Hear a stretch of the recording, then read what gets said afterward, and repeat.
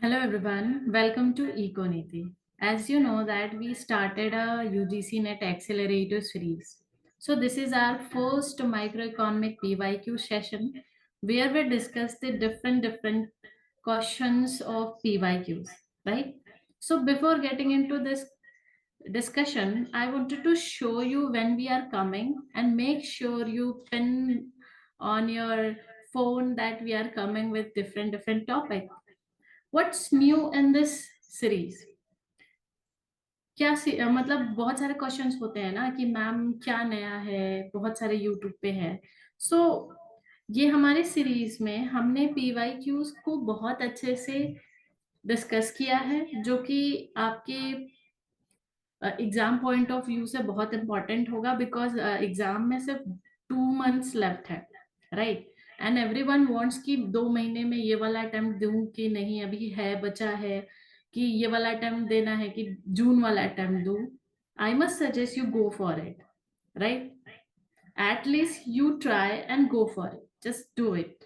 Okay, so I wanted to show कि हमने हमारे कब कब वीडियोस आएंगे and you must watch it, it will definitely help you. And make sure आप सारी ये डेट्स अपने फोन में पिन कर लो, because we are literally, trust me, we are coming with a very good things कि जहाँ पे हम क्वेश्चन के साथ साथ टॉपिक डिस्कशन करेंगे, because we have very less time, right? तो इस लेस टाइम में हम अपनी स्ट्रैटेजी को कितना मैक्सिमाइज कर सकते हैं, इस पे फोकस करेंगे। So you have your microeconomics session today and tomorrow, and Manvi, our another colleague, will take your classes in 15 and 16, and then will, and along with this we are giving the PDF also, right? जो हम पढ़ा रहे हैं वो आपको PDF भी मिलेगा। Okay, so let's start our questions. So as you can see, we are coming with, हमारे पास कितने क्वेश्चन है? We are dealing with 2025. It's June 2025 and 2024. You can see that कि कितने सारे क्वेश्चंस पूछे गए हैं. It's approx 10 to 15 questions from every year. Every year आपके 10 to 15 क्वेश्चन माइक्रो से पूछे गए हैं। तो अगर आप कुछ 2 से 3 साल के भी कंसेप्ट को ना बहुत अच्छे से पढ़ लोगे, तो आपका 70% माइक्रो के सिलेबस तो कंप्लीट हो जाएंगे। मतलब 2 से 3 साल के पेपर का माइक्रो आपने अच्छे से लगा लिया और उससे रिलेटेड कंसेप्ट पढ़ लिया, तो यू कैन सी कि भाई खत्म ही नहीं हो रहा है। This is only the 2 years, August 2024, right? ये सिर्फ 2 साल का है। तो यू कैन सी कि यूजीसी नेट में जो क्वेश्चंस आते हैं ना, वो आपके आसपास के, मतलब it's more type of jumbled question, jumbled होते हैं और आसपास के रिलेटेड कंसेप्ट ही पूछे जाते हैं। So let's start our with our first question. So this is a June 2025 question number 51. I don't know. Series पे depend करता है कौन सा question है, but you can match it on your own. Okay. Player match list 1 and list 2, playing each strategy with probability. Okay. Maximum payoff given with a strategy of others. The long run behavior period of punishment is infinite. Okay. Probability वाला तो mix strategy से जुड़ेगा and maximum पे of. Okay, maximum पे of is for best response function. Long run behaviour is Nash equilibrium and period of punishment is infinite is gym trigger strategy. Okay, gym trigger strategy it's का, तो इसका option है 4 4 3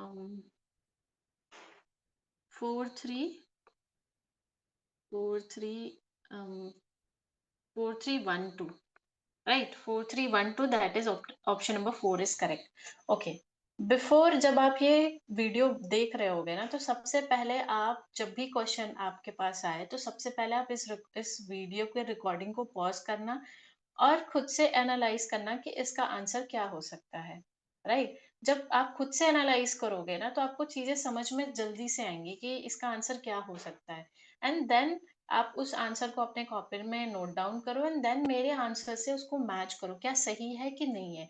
अगर नहीं सही है तो डोंट वरी, हम मैं इसका पूरा एक्सप्लेनेशन बताऊंगी। जस्ट ये पूरा जो थ्योरी, ये question is all about a game theory, right? तो गेम थ्योरी क्या होता है? माइक्रो इकोनॉमी का one of the most important topic है, which is game theory. Game theory, तो game theory is basically strategic decision making. हम इस concept से ना गेम थ्योरी को पढ़ेंगे, और इस टॉपिक को से जितने भी क्वेश्चन बन सकते हैं उसको हम यहाँ पे लिख लेंगे, ताकि आने वाले कोई भी पीवाई क्यूज में अगर गेम थ्योरी से क्वेश्चन आए तो हम उसको कैपेबल हो करने के लिए। तो that's the only motive of this video, right? तो game theory is decision making, strategic decision making.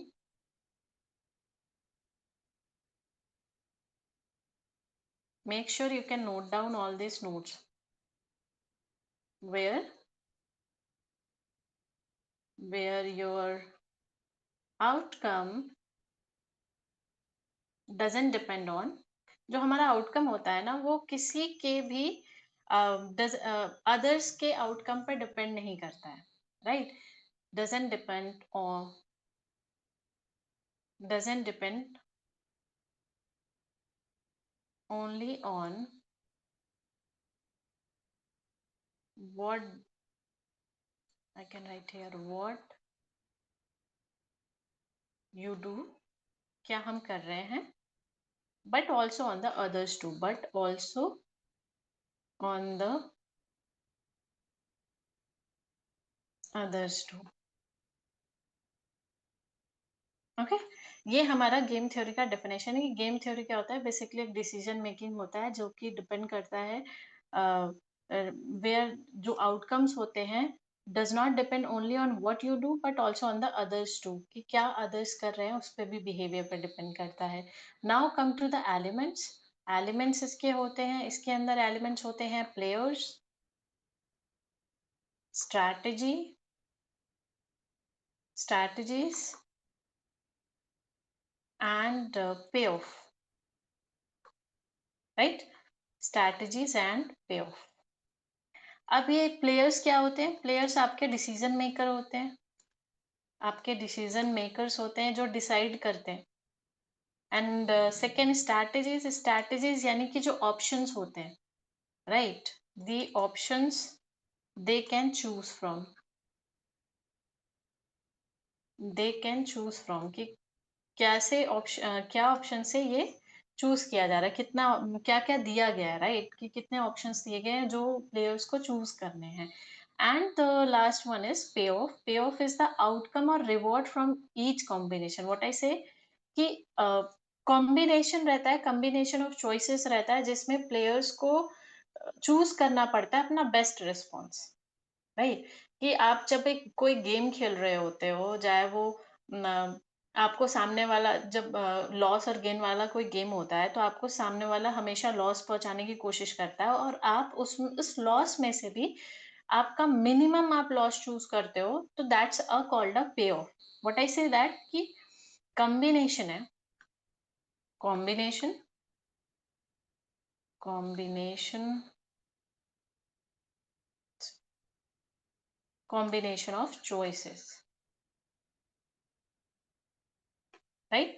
आप उसमें से भी जो आप बेस्ट चूज करते हो, बेस्ट रिस्पॉन्स चूज करते हो, उसको बोलते हैं हम नैश इक्विलिब्रियम, राइट? अब आपके पास डिफरेंट डिफरेंट कॉम्बिनेशन है, अब उसमें से भी आप जो बेस्ट चूज कर रहे हो तो उसको क्या बोलेंगे? Nash equilibrium. अब नैश इक्विलिब्रियम आपका क्या होता है? लॉन्ग रन पर्सपेक्टिव पे डिपेंड करता है, इस पे लॉन्ग रन पर्सपेक्टिव पे, that's depend on long run perspective, कि हाउ प्लेयर्स बिहेव पर्सपेक्टिव, ठीक है? कि कैसे कोई प्लेयर बिहेव करता है, how players behave. Now come to the second topic in the game theory is the types of game.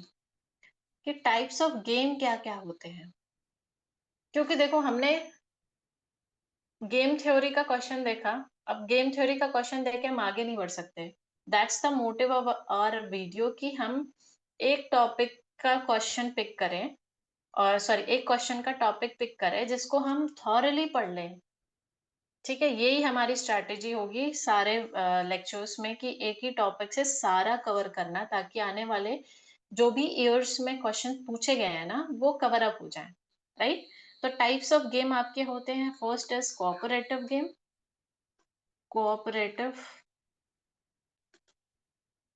Cooperative game and non cooperative game.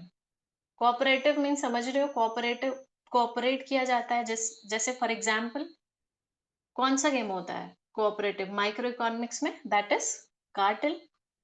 सारे firms मिलके cooperate करते हैं, right? Cartel. And second is price leadership. ये क्या है? Cooperative game है। Non cooperative में जब आप कोऑपरेट नहीं कर रहे हो, नॉन कोऑपरेटिव में जब आप किसी भी, जब फर्म आपस में कोऑपरेट नहीं कर रही हैं, तो इसके अंदर क्या आ जाएगा? Oligopolistic model. कौन कौन से? कूर्नो, बर्ट्रैंड, ये सारे जो स्टैकलबर्ग, ये सारे मॉडल्स नॉन कोऑपरेटिव गेम में आ जाएंगे। And one of the things कि कूर्नो जो मॉडल है, Cournot model is basically a simultaneous game होता है। बट आई से कि साइमल्टेनियस फॉलो करता है, कि स्टेप्स जो है, कूर्नो मॉडल क्या होता है? जब एक फर्म अपने आउटपुट को सेट करता है giving the rivals behaviour, output को सेट करता है, राइट? तो ये साइमल्टेनियस गेम होता है, ये साथ साथ खेले जा रहे हैं।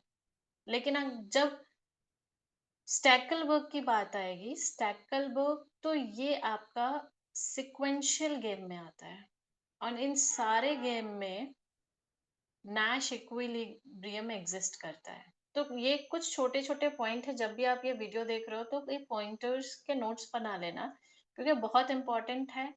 कभी पूछ लेता है कि कुर्नो आपका मॉडल साइमल्टेनियस है कि सिक्वेंशियल है, स्टैकलबर्ग सिक्वेंशियल है कि साइमल्टेनियस फॉलो करता है। तो दैट्स द मोटिव कि ये आपको पता होना चाहिए। Now come to a few terms जो कि गेम थ्योरी में है important, that is dominant strategy. Dominant, अभी एक इसका क्वेश्चन है आगे, will deal with it. Dominant strategy, dominant strategy का मतलब क्या होता है कि हाईएस्ट पे ऑफ, प्लेयर अपना हाईएस्ट पे ऑफ चूज कर रहा है, राइट? Highest payoff, no matter what the other payoff player does, no matter कि सामने वाला अदर जो प्लेयर हैं उनका क्या पे ऑफ है, प्लेयर अपना हाईएस्ट पे ऑफ चूज कर रहा है, no matter what the other player does. ठीक है, इसको हम बोलते हैं dominant strategy. Now come to pure strategy. Make sure you write all this things because I have no proper space, so I can tell and you can write it. Pure strategy, pure strategy आपका fixed होता है कि कुछ भी हो जाए मेरी strategy change नहीं होने वाली है। That's called a pure strategy. Fixed होता है, प्रिडिक्टेबल होता है, प्रिडिक्टेबल एंड डिटर्मिनिस्टिक चॉइस होते हैं। डिटर्मिनिस्टिक, डिटर्मिनिस्टिक चॉइस कि मेरे डिसीजन में चेंज नहीं आ रहे, मेरी जो स्ट्रैटेजी है मैं उसी स्ट्रैटेजी पे फिक्स्ड हूँ। Deterministic choice, right? तो ये ऐसे पॉइंट्स है ना, जब आप गेम थ्योरी जब ये लिख रहे होगे तो इसको पॉइंटर्स में करके लिख लेना। तो इसी को तो बोलते हैं शॉर्ट नोट्स, इसी को शॉर्ट नोट्स बोलते हैं, जो कि आपके एग्जाम के कुछ दिनों पहले यही नोट्स काम आएंगे। आप एग्जाम के पहले पूरा थ्योरी थोड़ी पढ़ोगे, ठीक है? तो इसको आप लिख लेना proper.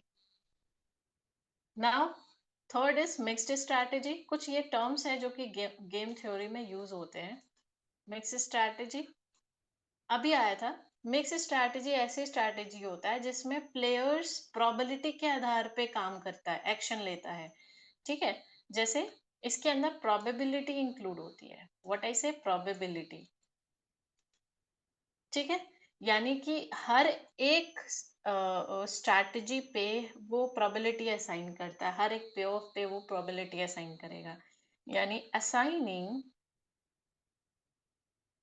assigning a probability to each.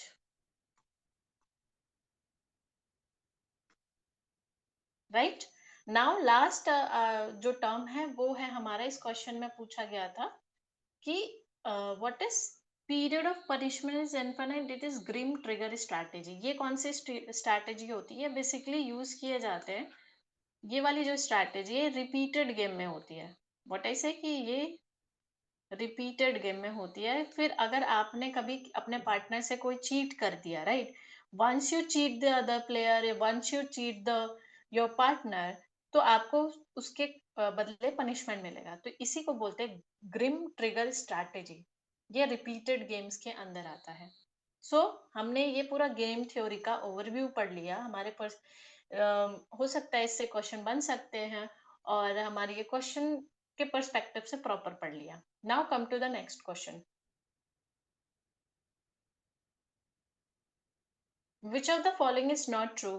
The effect of any text can, अच्छा, okay, one of the common mistake every student do, क्या करते हैं कि नॉट ट्रू लिखा है, not true not true not true, और ट्रू लगा के चले आते हैं। भाई ये नहीं गलती करनी है हमें, ये गलती नहीं करनी है, क्योंकि ये गलती करने के बाद बहुत गिल्ट होता है कि यार ये तो मुझे आता था, ये कैसे गलती हो गई। यही जेआरएफ जेआरएफ से आपको खींचता है, राइट। जेआरएफ से आप 1 मार्क से रह गए, 2 मार्क से रह जाते हो, राइट।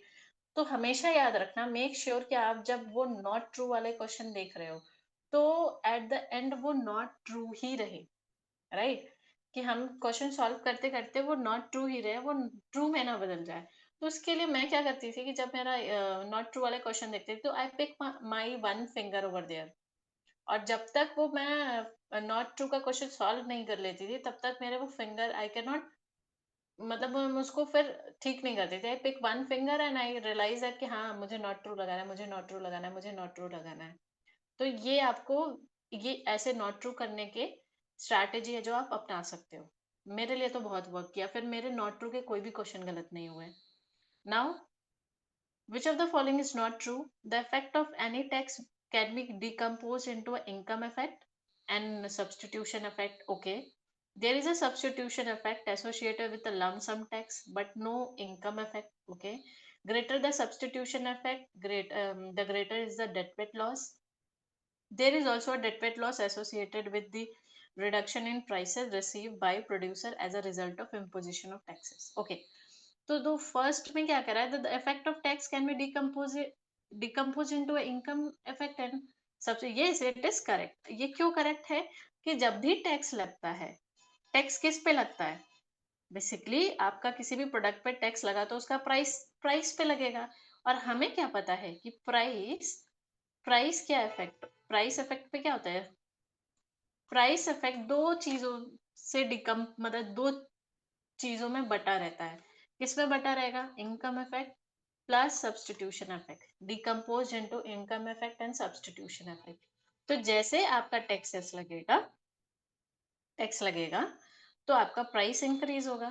तो दैट कुड बी कि टैक्स इंक्रीज हुआ, प्राइस इंक्रीज होगा, तो इनकम इफेक्ट पे भी पड़ेगा, सब्सटीट्यूशन इफेक्ट पे भी पड़ेगा। इनकम इफेक्ट कैसे इफेक्ट होगा? ये टैक्स आपका, जो टैक्स है आपकी रियल परचेजिंग पावर को कम कर देगा। क्या करेगा? रियल परचेजिंग पावर को कम कर देगा। अब रियल परचेजिंग पावर कम हो गई, यानी कि आप क्या, you can buy less, you can buy less, आप कम सामान खरीदो भाई। आपका इनकम कम हो रहा है, इनकम कम होगा तो आप कम कम खर्चा करोगे, कम खर्चा करो, राइट। ये तो है। नाउ सेकंड, सब्सटीट्यूशन इफेक्ट कैसे पड़ेगा? सब्सटीट्यूशन इफेक्ट के लिए ये प्राइसेस को बढ़ा देगा। अब प्राइस बढ़ा, जहां भी ये लॉ ऑफ डिमांड वो करता है, प्राइस इंक्रीज होता है, क्वांटिटी डिमांडेड घट जाता है। तो ये तो करेक्ट है। Now come to the second option, there is a substitution effect associated with the lump sum tax but no income effect. अरे, नो टैक्स जाए, ये तो बिल्कुल गलत हो गया। कैसे गलत हो गया? ये रिवर्स सही है, रिवर्स सही है, लेकिन मैं क्या कहना चाह रही हूँ, ये ऑप्शन गलत है। अब ये क्यों गलत है, इसको एनालाइज करते हैं। ये बोल रहा है कि substitution effect associated with lump sum tax. तब हमको एनालाइज करना है पहले कि भाई ये लम सम टैक्स क्या होता है। लम सम टैक्स ऐसा टैक्स होता है जो आपके फिक्स्ड एसेट्स पे लगता है, फिक्स्ड अमाउंट है। सॉरी, फिक्स्ड एसेट नहीं कह सकते, फिक्स्ड अमाउंट है, ठीक है। ऐसा टैक्स जो हमें देना ही देना है। तो ये तो आपके इनकम को इफेक्ट करेगा ना।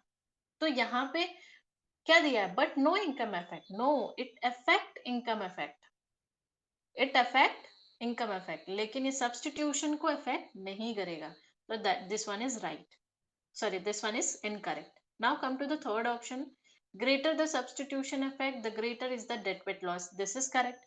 ये ये सही है। अब ये कैसे सही है कि क्या बोल रहा है कि ग्रेटर द जितना ज्यादा सब्स्टिट्यूशन इफेक्ट होगा उतना ज्यादा डेडवेट लॉस होगा। डेडवेट लॉस क्या होता है? डेडवेट लॉस को हम कैसे एनालाइज करते हैं? Deadweight loss equals to equals to 1 by 2, no, deadweight loss is proportional to 1 by 2 into elasticity into tax per unit, right, into initial quantity. यही है डेडवेट लॉस, इनिशियल क्वांटिटी। तो अब अगर टैक्स लग रहा है, that substitution greater the substitution effect, यानी कि इलास्टिसिटी हाई है, इलास्टिसिटी हाई होगा तो डेडवेट लॉस भी हाई होगा, यानी कि हाँ, option number 3 is correct. Now come to the option number 4। There is also a deadweight loss associated with a reduction in prices received by producer as the result of imposition of tax। ये correct statement है। ये कैसे correct है कि जब हम government कोई भी टैक्स लगा रही है, ये क्वेश्चन मतलब ये ऑप्शन ये बोल रहा है कि जब भी डेटवेट आपका जो there is a deadweight loss associated with price से एसोसिएट है कर रहा है, जब भी सरकार आपका टैक्स लगा रही है, जैसे कि अच्छा इसको मैं एग्जांपल से समझाने की कोशिश करती हूँ। जैसे फॉर एग्जाम्पल है पेट्रोल। पेट्रोल पे गवर्नमेंट ने टैक्स लगा दिया, right, put a tax on a petrol. तो कंज्यूमर क्या करेगा? कंज्यूमर पे हायर, उसको पैसा ज्यादा पेमेंट करना पड़ेगा, हायर। और प्रोड्यूसर को क्या मिलेगा? कम मिलेगा ना। क्यों? क्योंकि कुछ हिस्सा तो अब सरकार के पास जा रहा है टैक्स के रूप में, यानी पे producer receive a lower price after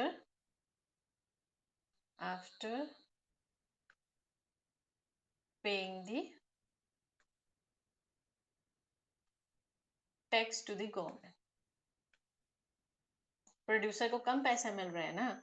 सो जो गैप है कंज्यूमर प्राइस, कंज्यूमर जो खरीद रहा है वो लेस खरीदेगा क्योंकि प्राइस बढ़ गया है, और प्रोड्यूसर जो बेच रहा है, सेल कर रहा है, जो सेलिंग प्राइस है वो भी लेस हो जाएगी। तो जो गैप है ना, ये जो गैप है ये गैप बढ़ता जाएगा, तो यानी डेटवेट लॉस भी बढ़ता जाएगा।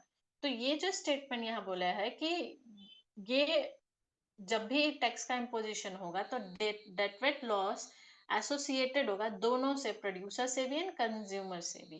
तो this one is also correct. So this is very very very, मतलब ये बहुत अच्छा क्वेश्चन है। बहुत ज्यादा मतलब मुझे एक्सप्लेनेशन देना पड़ा इस पे, बट नो वरीज, आपको कंसेप्ट आने चाहिए, ये that's the motive. Okay, now come to the next question. Which of the following are true pertaining to the problem of asymmetric information? Right? सबसे पहले एसिमेट्रिक इंफॉर्मेशन जब भी आपके दिमाग में या ऐसे कोई से भी टॉपिक आते हैं, क्वेश्चन आप सॉल्व कर रहे हो, तो राइट डाउन इन योर, जब नेट के एग्जाम जब देने जाओगे तो वो एक पेज देते हैं, तो उस पर लिखना चालू करो कि क्या क्या दिमाग में है, pointers just in a very quick, ताकि जब भी आप ऐसे कोई से भी टॉपिक उस वो आप देख के आंसर, इसको बोलते हैं ना देख के चीटिंग करना। आपके पास एसिमेट्रिक इंफॉर्मेशन का जैसे ये टॉपिक आ गया, तो आपको क्या क्या पता है? जैसे मैं एज अ स्टूडेंट एग्जाम दे रही हूँ और मेरे पास आए एसिमेट्रिक इन्फॉर्मेशन, तो आई राइट एसिमेट्रिक इन्फॉर्मेशन। बहुत ही जल्दी आप अपने वो नोटबुक में लिख लेना, अरे वो पेज जो मिलता है, ये सिमेट्रिक इन्फॉर्मेशन जहाँ पे एक पार्टी को ज्यादा इन्फॉर्मेशन है और दूसरे को कम है। ठीक है, इसके अंदर दो होते हैं, एक होता है एडवर्स सिलेक्शन, एक होता है moral hazard. Moral hazard. Moral adverse selection क्या होता है? Adverse selection occurs before transaction, before transaction से पहले होता है, ये बिफोर होता है, ये आफ्टर होता है। एडवर्स सिलेक्शन आपका हिडन क्वालिटी होता है। ये लिखते जाना पॉइंटर्स, क्योंकि ये इंपॉर्टेंट है, आपको मदद करेंगे आने वाले क्वेश्चंस को सॉल्व करने में।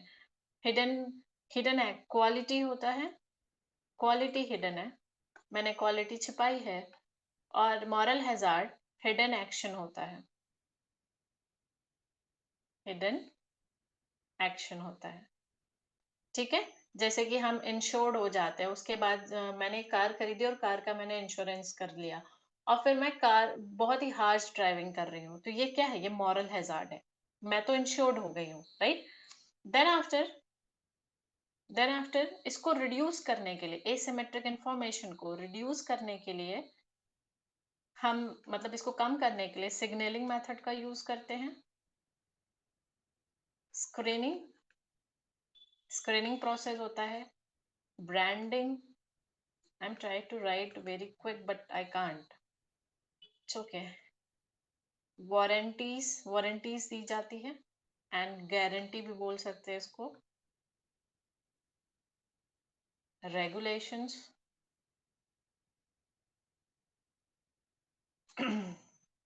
ओके। नाउ इतना सारा हमने पेपर में लिख लिया, पूछो क्वेश्चन, देखते हैं क्या है asymmetric information से। A seller can deal with the problem of asymmetric information by sending buyers signal about the quality of the product. हाँ, सिग्नल, सिग्नल, सिग्नल टर्म आ गया ना भाई, तो ये क्या है? ये क्या है? Signalling. Yes, this is correct. Now second option, if a seller of a product has better information about the quality than buyers, then the ये लेमन मार्केट है, lemon market. Lemon market George Akerlof ने दिया था। ये बोल रहे हैं कि अगर अच्छी मुद्रा नहीं, उसको क्या बोलते हैं कि bad product drive out the good product out of circulation. Now come to see, according to the efficiency based theory. Efficiency based theory कहाँ से आ गया इसमें? ऐसे ऐसे ऑप्शंस डाल दे रहे हैं। Adverse selection can arises because of asymmetric information. Yes, yes हमने लिखा है एडवर्स सिलेक्शन।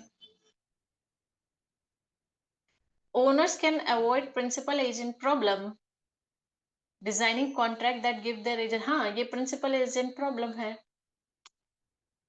राइट, ये प्रिंसिपल एजेंट प्रॉब्लम है। ओनर्स कैन अवॉइड,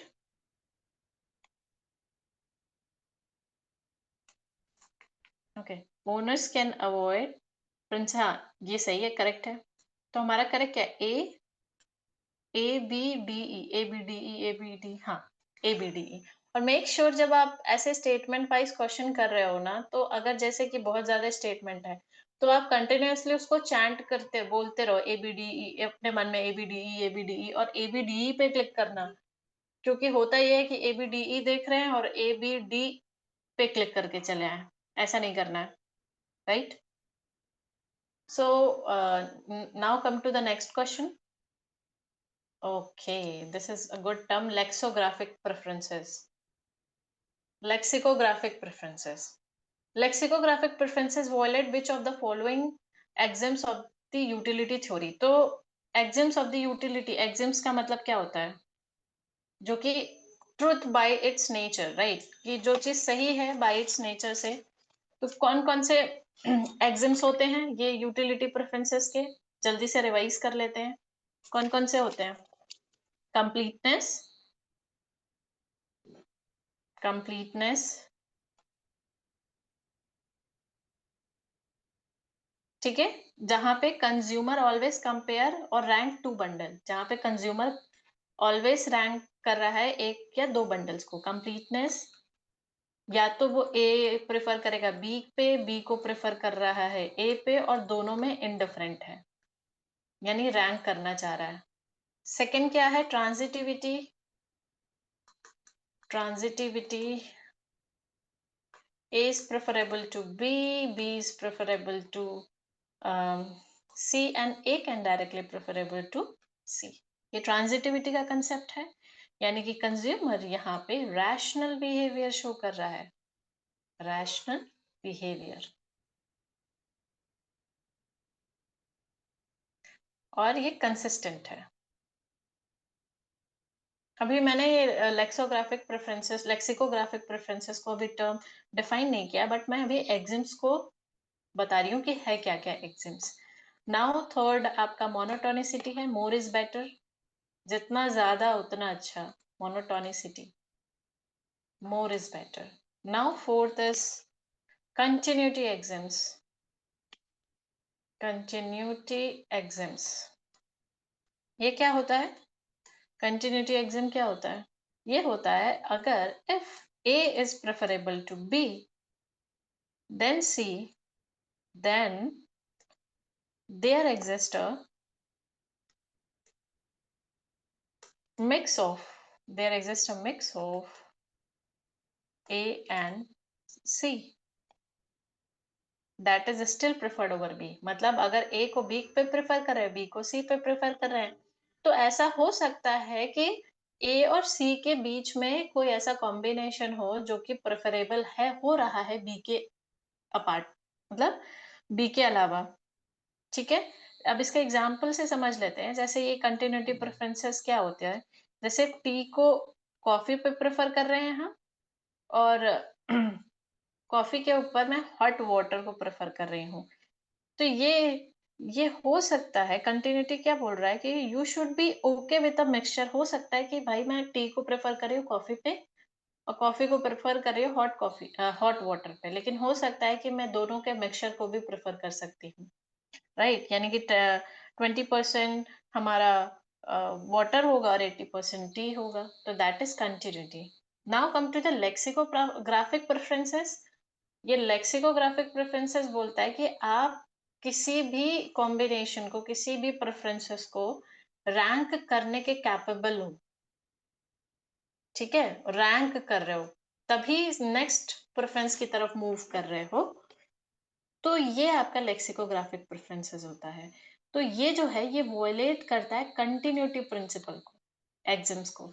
ये इंडिपेंडेंस एग्जाम्स कुछ नहीं होता, ये एक्सपेक्टेड यूटिलिटी में होता है। तो वी कैन नॉट यहाँ पे ये ऐसा ही उल जुलूल सा एक ऑप्शन दे देंगे जो पहले ही बाइफरकेट हो जाएगा, राइट? तो ना तो ये ट्रांजिटिविटी को करता है, ना तो ये कन्वेक्सिटी को करता है। कन्वेक्सिटी क्या होता है?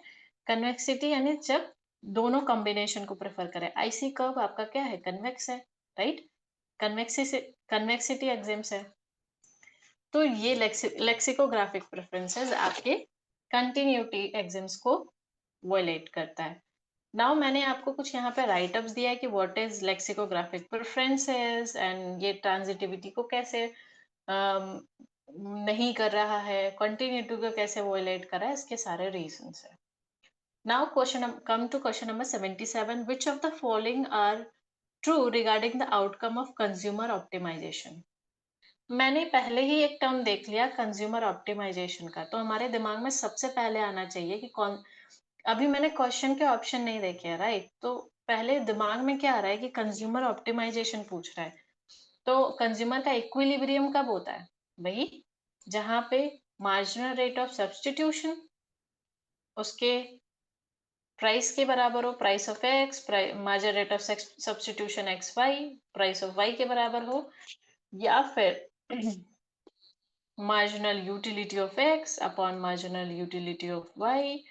इसको हम डेरिवेटिव फॉर्म में कैसे लिखते हैं? Del Q by del X upon del Q by del Y, right? और that is change in Y upon, यहाँ लिख देती हूँ, change in Y upon change in X. ये है पूरा आपका कंज्यूमर ऑप्टिमाइजेशन, यानी ऑप्टिमाइज कर रहा है इस पे। सो ऑप्शन पे जाते हैं। The utility per rupees spend on each good is same, yes, यही तो मैंने लिखा है यहाँ पे। The marginal rate of substitution, हाँ यही लिखा है मैंने कि मार्जिनल रेट ऑफ सब्सटीट्यूशन अपने प्राइस रेशियो के बराबर होगा। The consumer reaches the higher in different curve in the indifference map, okay okay. The consumer indifference curve is tangent to his or her bundle, हाँ ठीक है, यही तो है ऑप्टिमाइजेशन का कि वो अपने बंडल, जैसे मैंने ये आईसी कर्व बनाया, ये बजट लाइन बनाया, तो ये टेंजेंट हो रहा है, राइट? तो दिस इज द पॉइंट जहां पे आईसी कर्व का स्लोप और बजट लाइन का स्लोप मिल रहा है। बजट लाइन का भी स्लोप मिल रहा है, तो that is also correct. From the utility point of view, the consumer is indifferent between any 2 point on his or her budget line, right? From the utility point of consumer is indifferent, हाँ ठीक है, this one is also correct। लेकिन consumer reaches to the higher indifference map या indifference का, ये मैं नहीं कह सकती। You cannot say this कि मतलब इस पॉइंट पे कैसे ये higher indifference map पे करेगा, राइट? तो the right option is option number A B D E. Okay, now come to another question. Oh, one of the favourite question, it's a very मतलब बहुत अच्छा क्वेश्चन है। इसको मुझे टाइम लगेगा एक्सप्लेनेशन में, अगर आप रिकॉर्डिंग देख रहे हो तो प्लीज इसको हाई स्पीड में मत देखना, बट ये बहुत अच्छा गुड क्वेश्चन। तो ऐसे आप अपने आप एक ना अपने पास एक स्क्रीनशॉट रखो जहां पे आप अपने गुड अच्छे अच्छे क्वेश्चंस के कॉम्बिनेशन रखो। अगर थोड़ा हार्ड हार्ड आता है तो इसी से पूछा जाएगा, ऐसे एक पेपर बनाएंगे, राइट? तो ये क्वेश्चन बहुत अच्छा है। Let's see, which of the following condition are required for the set of combination consumer to exhibit parallel straight wealth expansion path at any price vector? तो यहाँ पे अगर आपको बिल्कुल आइडिया नहीं है, someone is feeling कि यार what is wealth expansion path, अब हम कैसे करेंगे? थोड़ा कॉमन सेंस लगाओ, अगर ये क्वेश्चन नहीं आ रहा है बिल्कुल हमें, तो क्या करेंगे? तो सबसे पहले हम ये देखेंगे कि वेल्थ एक्सपेंशन पाथ होता क्या है। वेल्थ यानी इनकम से रिलेटेड है, राइट? एक्सपेंशन पाथ हमने पढ़ा था जहां पे एक्स और वाई दोनों साइमल्टेनियसली इंक्रीज हो रहे हैं, राइट? कोई भी एक कॉम्बिनेशन ऑफ गुड है या फैक्टर है, बढ़ रहे हैं, तो इसी को बोलते हैं वेल्थ एक्सपेंशन पाथ। ठीक है, तो क्या कह रहा है? वेल्थ एक्सपेंशन पाथ यानी कि आपका जैसे जैसे इनकम बढ़ रहा है, मैं ये मतलब अगर फर्स्ट टाइम मैंने ये क्वेश्चन देखा तो कैसे इसको एनालाइज कर सकती हूँ। तो जैसे जैसे इनकम बढ़ रहा है वैसे वैसे आपका गुड्स भी बढ़ रहा है, गुड्स भी बढ़ रहा है। तो अगर मैं इसका डायग्राम बनाऊं तो कुछ इस प्रकार दिखेगा ये। यहाँ पे अगर मैंने इनकम लिखा, यहाँ पे किसी गुड्स लिखा x, this is the point. Well अगर ये इंक्रीज किया, ऐसे बढ़ा, और यहाँ पे आईसी बना दिया मैंने, तो दैट्स कम आउट विद, ऐसे बन जाएगा ये एक्सपेंशन पाथ हो गया, राइट? तो ये हो गया वेल्थ एक्सपेंशन पाथ, कि मैंने ये थोड़ा एनालाइज कर लिया। अब इसके कुछ टर्म्स, इसके ऑप्शन देखते हैं। Preferences admit indirect utility function of governments form. Okay, indirect utility function क्या होता है? इनडायरेक्ट यूटिलिटी फंक्शंस क्या होते हैं कि जब हम अपने यूटिलिटी को मैक्सिमाइज करते हैं, ठीक है, मैक्सिमम गिवन दी, हम यहाँ पे ना प्राइस को ऑब्जेक्टिव फंक्शन में रख के, अच्छा इसको कैसे समझा, इसको मैं ऐसे समझा देती हूँ, जैसे कि इनडायरेक्ट यूटिलिटी आपका maximum utility of a consumer होता है, maximum utility of consumer, right? अब इसको लिखते कैसे हैं? जैसे इसको मैथमेटिकल फॉर्म में डिराइव ऐसे करते हैं, x1 x2 xn, ये आपका एक यूटिलिटी फंक्शन दे दिया with respect to p1 x1 plus p2 x2 p3 x3, sorry ये n के टर्म्स में चला गया, इक्वल्स टू m। ठीक है, अब ये अगर इसको मैक्सिमाइज कर देंगे तो डिमांड एनालिसिस निकल जाएगा। लेकिन इनडायरेक्ट यूटिलिटी क्या होता है? Instead of expressing utility as a function of good, हम क्या करते हैं कि प्राइस को ऑब्जेक्टिव फंक्शन बनाते हैं और यूटिलिटी को कंस्ट्रेन में रख करके सॉल्व करते हैं, राइट? तो अब ये इसी का जस्ट ये अपोजिट होता है कि we take v equals to p1 p2 pn, ये आपका प्राइस फंक्शन हो गया जिसको मैंने ऑब्जेक्टिव फंक्शन लिया, और हम मैक्सिमाइज करेंगे मैक्सिमाइज करेंगे utility x with respect to, ठीक है। हम यहाँ पे ये जो यूटिलिटी है ना, इसको हम कंस्ट्रेंट बना देते हैं, कंस्ट्रेंट रख के सॉल्व करते हैं। तो ये आपका इनडायरेक्ट यूटिलिटी होता है। इसको इसमें रोइज आइडेंटिटी भी होता है, तो इतना हम अभी डिटेल में नहीं जाएंगे, बट ये है। Now preferences are admit indirect utility of a governments form. Preferences are heterogenous, बिल्कुल नहीं, ये होमोजेनस होते हैं। जो भी प्रेफरेंसेस है होमोजेनस होते हैं। Wealth is equally distributed among the consumer. No, we cannot say that कि जो भी wealth distribute हो रहा है वो equally distribute हो रहा है. We cannot say that, right? All consumer have identical preferences that are homothetic. Yes, homothetic preferences तो पढ़ा है ना हमने, कि जब हम अपने goods को scale up करेंगे by a some factor, तो वो increase होगा, यानी more is better. जितने भी प्रेफरेंसेस हैं वो आपका होमोथेटिक प्रेफरेंसेस है। Now come to E point, all consumer have preferences that are quasi linear with respect to the same good. Yes, these all the conditions of the wealth expansion path. तो the correct option is A, D, E. Now इसका मैंने आपको explanation दिया है, you can read it and understand कि क्या है। Wealth expansion path shows the consumer choose a bundle of goods with their wealth increases while price remain fixed. एक होता है straight and parallel. Straight means the bundle goods is constant proportion when wealth rises, and parallel means all the consumer straight path have the same slope, right? When do path become straight? ये सारे मैंने इसका explanation दिया है, और ये options क्या क्या correct हैं और क्यों वो incorrect है, ये सारा mention किया है। You can read it and understand, बहुत clearly लिखा हुआ है, समझ जाओगे। Now come to the next question, which is income elasticity is greater than when okay and positive downward sloping। मुझे बहुत अब थोड़ा जल्दी जल्दी पढ़ाना है क्योंकि बहुत सारे क्वेश्चंस है, ऐसे मैं पढ़ाती रह जाऊंगी। Okay, negative income effect and okay, which is क्या, income elasticity is greater than 1, it is for luxurious good। positive cross price elasticity, that is substitute downward relative negative inferior। ये तो बहुत सिंपल सा क्वेश्चन है, इसमें ज्यादा दिमाग लगाने की जरूरत नहीं है। ये है 3 1 4 2 3 1 4 2 3 1 4 2 3 1 4 2। Yes, option number 4 is correct. So ये तो बहुत बेसिक सा क्वेश्चन था, लेकिन अभी इससे और क्या क्वेश्चन बन सकते हैं, सो मैंने उसके लिए आपको ये चीट शीट दिया है। अभी हम सिर्फ और सिर्फ चीट शीट पे फोकस करेंगे, शॉर्ट नोट्स पे फोकस करेंगे। तो जिसमें मैंने बताया कि अगर इनकम इलास्टिसिटी आपका ऐसा होता है तो टाइप्स ऑफ गुड्स लग्जरी है, and income elasticity less than zero तो inferior and positive. This is all the cheat sheet. आप एग्जाम से पहले या फिर जहां आप पढ़ते हो स्टडी टेबल के साइड में आप वॉल पे चिपका दो, डेली डेली देखो। इससे क्या होगा ना, चीजें अच्छे से माइंड में बैठेगी।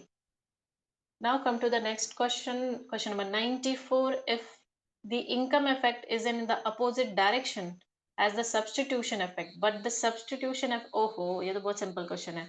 तो इसको करने का ट्रिक क्या है, क्या बोल रहा है कि जब सब्सटीट्यूशन इफेक्ट डोमिनेट करता है तो कौन सा गुड्स होता है। तो पहले तो ये आपको पता होना चाहिए, substitution effect and income effect and price effect. Let me right here, substitution effect, income effect and price effect, right. Substitution effect normal goods के केस में, इंफीरियर गुड्स के केस में और गिवन गुड्स के केस में ये always negative होता है, चाहे वो कोई सा भी केस हो, सब्सटीट्यूशन इफेक्ट ऑलवेज नेगेटिव होता है। And income effect normal goods के केस में भी नेगेटिव होता है। तो दैट इज, अगर ये नेगेटिव है, ये नेगेटिव, प्राइस इफेक्ट भी आपका नेगेटिव होता है। एंड इंफीरियर गुड्स, ये रियल इनकम इफेक्ट की बात कर रहे हैं हम, इसलिए ये नेगेटिव होता है। बहुत जगह पे बुक में पॉजिटिव लिखा होगा, लेकिन आप उस पर मत जाना, वो गलत है, right. That comes out to be positive and हाँ, गिवन केस में भी पॉजिटिव होता है, बट इंफीरियर के केस में सब्सटीट्यूशन इफेक्ट आउटवेट्स करता है, दैट इसीलिए ये प्राइस इफेक्ट भी नेगेटिव होता है। गिवन के केस में inferior effect sorry income effect outweighs करता है, तो ये नेगेटिव होता है। तो ये आप एक छोटा सा चीट है, इसको आप लिख के तुरंत रेक्टिफाई कर सकते हो। तो क्वेश्चन क्या है, income effect is in opposite direction, okay, and the substitution effect, but the substitution dominate, substitution dominate कहाँ कर रहा है, ये, ठीक है, सब्स्टिट्यूशन डोमिनेट, सॉरी ये सब्स्टिट्यूशन डोमिनेट कर रहा है ना, ये कौन सा गुट हो गया, इंफीरियर, इंफीरियर बट नॉट गिवन, okay. Now come to this question, which is Euler's theorem, which बहुत सिंपल सा क्वेश्चन है, is a homogeneous production function of degree 1, okay, which of the following satisfy the Euler's theorem? Euler's theorem क्या कहता है, total, your total product get exhausted if all the factors are paid according to their marginal product, right? यानी कि आप हर एक factors को उसके marginal product के बराबर अगर पेमेंट कर रहे हो तो आपका टोटल जो आउटपुट है वो एग्जॉस्ट हो जाएगा। ये आपका है यूलर्स थ्योरम।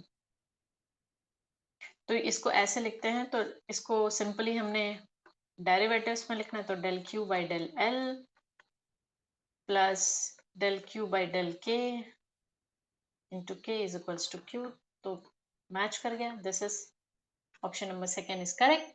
एंड अब अगर होमोजेनिटी की बात करें, होमोजीनस कैसे होता है, तो होमोजेनिटी के लिए हम लेबर और कैपिटल दोनों को एक कॉमन फैक्टर से स्केल अप कर सकते हैं। दैट इज, मैंने एक यहाँ पे दिया है, लिखा है, जैसे homogeneity is one if you scale up both the labour and capital by some factor, just like example T, तो वो फैक्टर आउट हो करके और उसका डिग्री 1 हो जाता है ना, तो फिर ये आपका क्या है, यूलर, फैक्टर आउट हो जाए तो वो क्या फंक्शन क्या है, होमोजीनस है।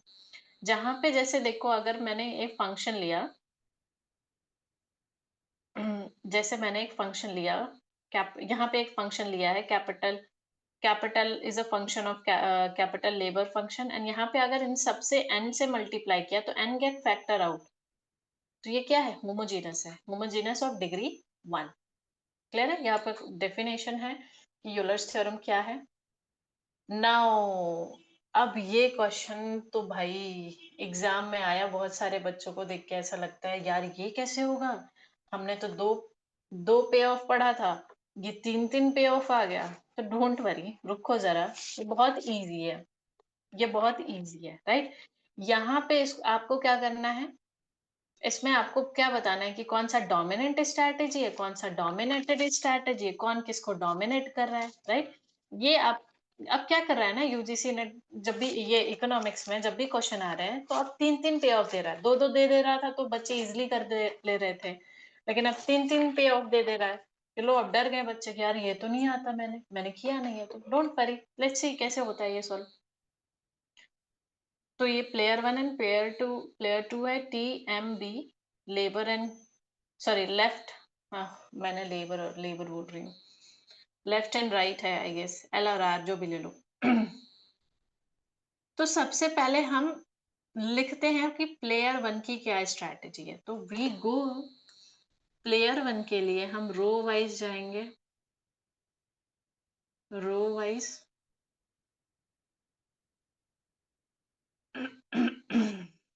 एंड प्लेयर 2 के लिए हम कॉलम वाइज जाएंगे, राइट। प्लेयर 2 के लिए हम कॉलम वाइज जाएंगे। तो देखते हैं, पहले हम यहाँ सबकी स्ट्रैटेजीज एक बार लिख लेते हैं, सबके पे ऑफ लिख लेते हैं, तो हमारे लिए आसान होगा इस क्वेश्चन को सॉल्व करना। ठीक है, तो प्लेयर 1 क्या है, टी आपका है 1 5 एंड 0 3। तो प्लेयर 1 की स्ट्रैटेजी रो वाइज ये और ये, यानी कि प्लेयर 1 का है, यहाँ पे मैं प्लेयर 1 लिख रही हूँ 1 और 0, ओके। एम में 2 6 1 4, राइट। तो प्लेयर 1 की स्ट्रैटेजी पे ऑफ क्या है, 2 4, रो वाइज चल रहे हैं, तो दैट इज 2 और 1, 2 और 1, 2 4 नहीं, 2 1। बी में 3 7 2 2, तो दैट इज प्लेयर 1 का क्या है, 3 2, राइट। अब हमें देखना है कि कौन किसको डोमिनेट कर रहा है, अब यहाँ पे एक कंसेप्ट आपको बहुत ज्यादा ध्यान में और बहुत कंफ्यूजिंग होता है कि मैम यार what is the meaning of dominated और डोमिनेंट। हर जगह कहीं डोमिनेंट लिखा है, कभी डोमिनेंस लिखा है। No, this is not same. Yes, तुम लोग सोच रहे होगे कि सेम है। नो, सेम नहीं है। कैसे सेम नहीं है ये बताती हूँ मैं। पहले इसको सॉल्व कर लेती हूँ। यहाँ पे हम देख रहे हैं, यहाँ पे क्या देख सकते हो कि T is less I mean dominated by M. देखो ये पे ऑफ देखो, T is dominated by M and M is dominated by B. So we can say that कि B is directly dominated by T is directly dominated by M. ठीक है, ये तो हम कह सकते हैं। तो यहाँ पे हमें क्या समझ में आया कि यहाँ पे दो डोमिनेंट स्ट्रैटेजीज है। ठीक है, स्ट्रिक्टली डोमिनेटेड स्ट्रैटेजीज है। कैसे? अब यहाँ पे ऑप्शन ऑप्शन से पहले मैं एक टर्म्स बता देती हूँ, डोमिनेटेड एंड डोमिनेट्स। राइट, ये दो स्ट्रैटेजीज क्या क्या मतलब, ये इसका मतलब क्या होता है? डोमिनेंट स्ट्रैटेजी का मतलब होता है डोमिनेंट, डोमिनेंट, डोमिनेंट। क्या लिख रही हूं मैं? Just a second. Dominant, okay. Dominant इसका मतलब होता है कि strategy that gives higher pay off. ऐसी स्ट्रैटेजी जो हमें हायर पे ऑफ देती है, higher pay of then all other all other strategies, no matter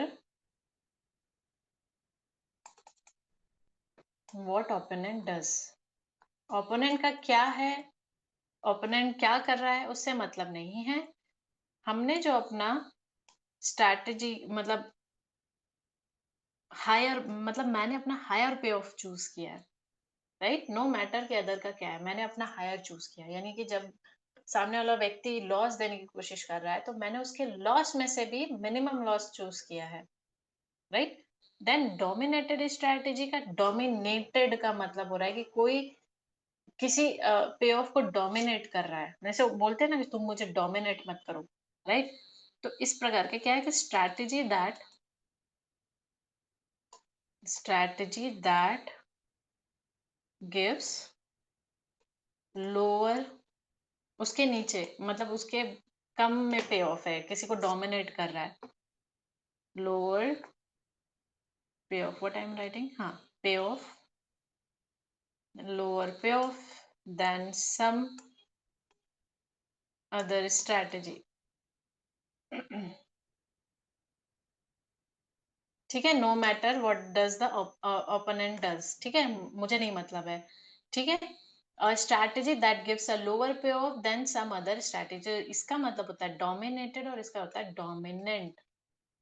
dominant कर रहा है और डोमिनेटेड, यानी कि हम, मुझे कोई डोमिनेंट कर रहा है। ए और बी है, तो ए क्या है? डोमिनेंट है, और मैं क्या हूँ? डोमिनेटेड हूँ। राइट, तो ऐसे समझना। तो यहाँ पे टी और एम को कौन डोमिनेट कर रहा है? डोमिनेटेड कर रहा है बी। तो B is what? B is dominant. Right, so go through the first option. Player one has two strictly dominated strategy. Yes, T और M.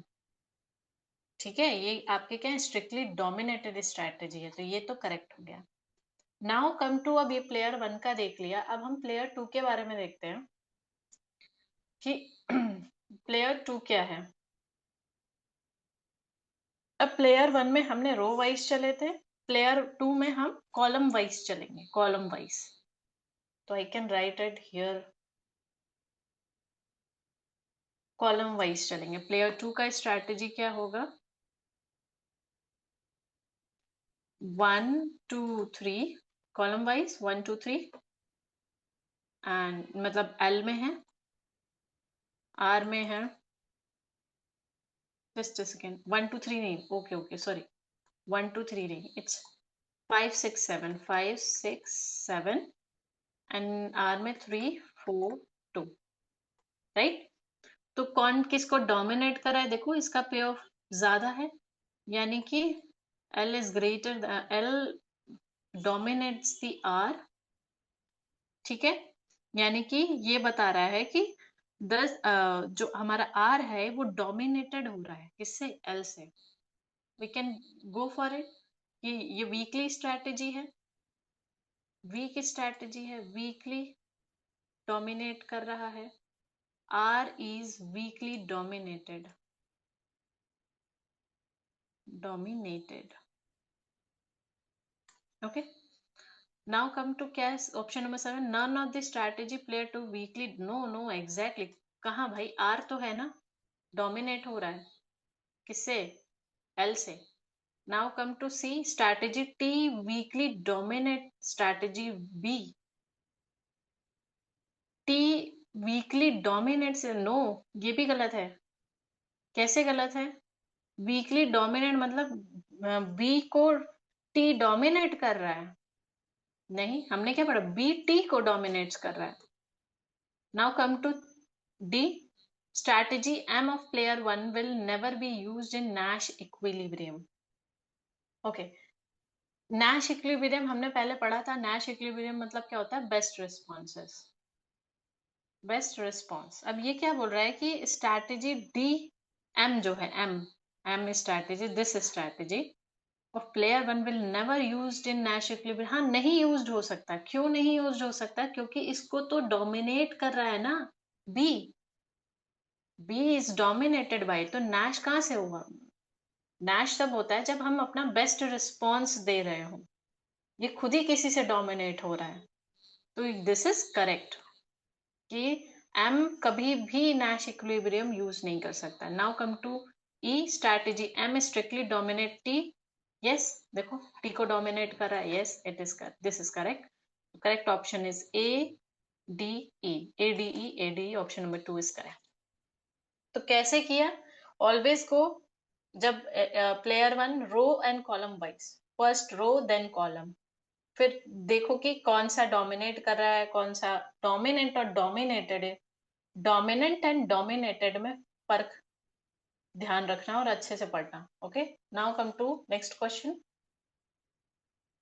Which of the following does not have a Nash equilibrium, ये भाई ये matching pennies game में Nash equilibrium नहीं होता है, इसका reason मैंने यहाँ पे दिया हुआ है, यू कैन रीड इट कि किसमें नैश इक्विलिब्रियम होता है, यू कैन चेक इट कि बैटल ऑफ सेक्सेस यस होता है, स्टैक हंट इसमें भी होता है, मैचिंग पेनिस में नहीं होता है, एंड प्रिजनर डायलेमा भी में भी होता है, ओके।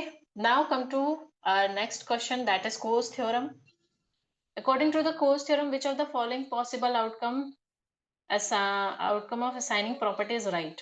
Coase theorem क्या कहता है, Coase theorem कहता है कि भाई अगर हम प्रॉपर्टी राइट्स को वेल डिफाइन कर दें, ठीक है, और पॉल्यूटर पॉल्यूटिव को पे कर रहा है, तो किसी भी प्रकार का एक्सटर्नलिटी अगर एग्जिस्ट कर रहा है तो वो एफिशिएंट माना जाएगा, यही है, यही कोस थ्योरम कहता है। तो now come to options, polluter pay the victim to continue polluting, yes, polluter victim को पे कर रहा है पॉल्यूशन के लिए, विक्टिम पे द पॉल्यूटर रिड्यूस पॉल्यूशन, हाँ ये भी करेक्ट है। The government must set a pollution taxes to ensure, no no no, government बिल्कुल नहीं, गवर्नमेंट का रोल ही नहीं है। Market outcome can be achieve, yes, अभी मैंने बोला ना कि अगर प्रॉपर्टी राइट्स वेल डिफाइंड हो जाए बार्गेनिंग पावर से, या ट्रांजेक्शन कॉस्ट आपका जीरो है, तो आपका एफिशिएंसी एग्जिस्ट करता है। Option number E, polluter and victim, no no, equal bargaining power बिल्कुल नहीं। Now come to A B D, A B D, A B D, option number 2 is correct. So मैंने यहाँ पे कोस थ्योरम के बारे में बताया है कि क्या होता है, इसके कंडीशन क्या है, और ए बी डी ये सारे क्यों गलत है और सही क्या है, उसके आंसर्स है। So that is it on today's video. We do all the questions of June 2025 and बहुत ही डिटेल में हमने एक्सप्लेन किया है, and in next video मैं दिसंबर 2024 को डील करूंगी और इसके सारे देखो आप कितने क्वेश्चंस हैं, मतलब every time they ask the 10 to 15 question. अगर हम 2 से 3 साल का भी एनालाइज कर लेना तो हमारा 70% ऑफ टॉपिक तो कवर ही हो जाएगा पीवाईक्यू से। Okay, so that is it on today's video. मैं भी बोलते बोलते थक गई हूँ, but no issue. We will meet tomorrow and do December 2024 question. I hope you like this video. If you like this video, subscribe it and जुड़ो हम लोगों से जितना जुड़ सकते हो. We can provide you a good content. So thank you so much for this.